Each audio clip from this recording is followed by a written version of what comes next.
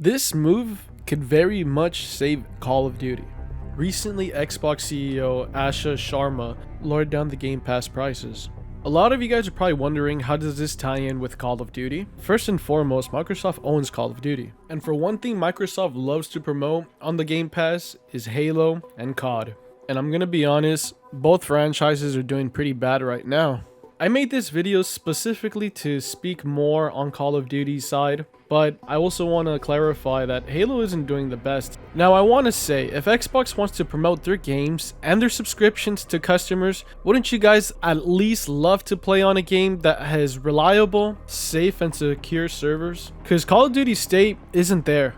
Now, since my last video where I talked about the state of Black Ops 2 and its servers have been telling me that they have been recently fixed. Now I went on to go check this morning and it seems like I didn't have any issues looking at the player count. Everything seemed accurate, but I actually got onto a lobby with a modder who crashed the game for everybody. But it's just there seems that there's nothing that Call of Duty or Activision could do. There's a possibility that Xbox actually wants to release free multiplayer for everybody. And like I said, this is just a big rumor. Now, I love the approach that the new CEO of Xbox is going with. The new CEO made a statement for sure, saying that Xbox is back, and not just as a streaming service. Talks of the new console, Project Helix, is already getting leaked, as well as the support of PC games, which is awesome. I don't know how PlayStation's going to compete with that.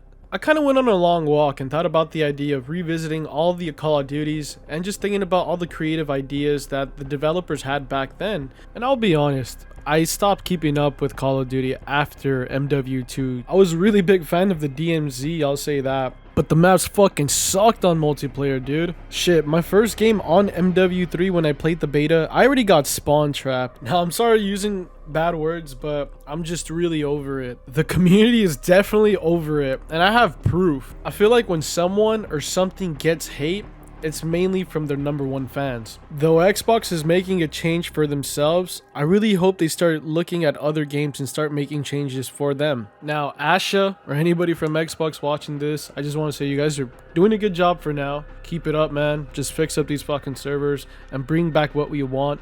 Fix Call of Duty, tell them to get their shit right, and come on, man. Like, fix Halo. Don't leave them out like that. They've been suffering. Let me just tell you guys this. Xbox cares about their reputation. Now, the #1 thing a company could really ruin its reputation is by becoming greedy and not listening to the community or customers. Both Call of Duty and Halo have made that apparent. I don't like the way how it's being run. I miss Jason Blundell, some of the old guys like Dave Vonderhaar, Vince. No matter what, every community matters. Even when I play on last gen, I'm very fortunate of what I have because I always meet people that couldn't afford next gen consoles or even PC. People have yet to realize since I was a kid, it took me all the way until 18 years old to finally acquire a computer. I paid $800 for that. All those years of me just playing on console and just strictly becoming limited on only what I can do. When I met a good amount of people on last gen and I asked them why they didn't switch to next gen, some told me they just come back for the nostalgia. Others stick around just because that's what they grew up on. And one of my favorites was someone once said, why would I save up $1,000 for a PS5 to play games like Black Ops 7? The thing can't even run Black Ops 2. Alright, you had teenagers who played the game when they came out, who are now adults now, go home after a long day and game with their kids. Most people on PC just can't understand. It's not easy to set up split screen on your rig with your girlfriend. Maybe you're not used to that or having one. I always play split screen all the time with my cousins, my friends. I want to say a lot of people on Xbox and PlayStation do that. But back to the whole discussion, these companies really need to step it up.